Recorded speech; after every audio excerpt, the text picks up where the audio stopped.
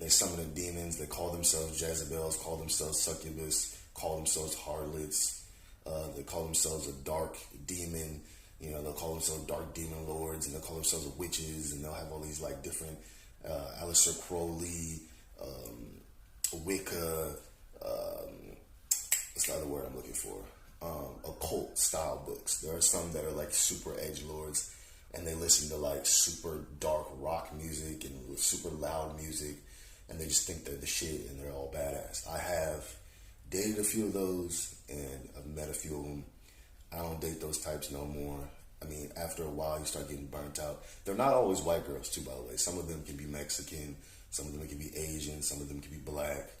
I've dated some black ones, I've dated some Mexican ones, and I've dated some white ones. I haven't found one that was Asian. Like, I never dated one that was Asian, but I have met some of those. They're like super edgelords, and they're cute, so they think they can kind of get away with the super edginess. But over time, you're gonna get drained of like their kind of low vibrational energy. Like, there's a lot of them I just got drained of that stuff. I was like, all right, bro, like, you too edgy. It's not that deep. Like, you don't need to be, you know, trying to summon a small, you know, sacrifice a small goat in my living room. You know what I'm saying? It's not that serious. So you'll have those, but again, you'll have the ones that are cheerful, that are alternative. They wear shirts. It might be like a Kiss shirt they got on. They got all these piercings and stuff. But they're more of, when it comes to alternative, those ones are more scene. Scene is what we used to call it, where they're kind of like a colorful goth. You know, they have like the goth aesthetic, but it's like different colors and stuff. And then you have the other one, like I was talking about earlier, the other alternative, where it's like they're trying to be overly goth and overly extra. So I have ran into those.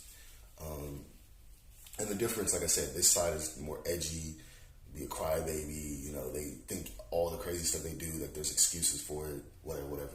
One over here is usually cheerful, relaxed, still has emotional problems. That's one thing I've noticed. The scene ones still have emotional problems, still have issues, but they're more like chill and easier to deal with. They're more affectionate, and they're kind of sweet and adorable. You know, it's like kind of want to put them in your pocket. They're so sweet and adorable. The ones that I dated that were like that, I freaking loved them. The ones that were edgy, I liked them too, because, you know, they were attractive, they're pretty. But over time, the like edginess kind of just burned me out. So you will run into those types. Those types also will work at like GameStop. They'll work at like bookstores. You know, like Barnes and Nobles. They might work at like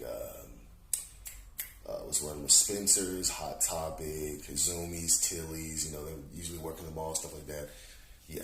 And surprisingly, a lot of dudes always just assume that they only go for white boys. No, a lot of them will date a black dude too. You just gotta talk to them long enough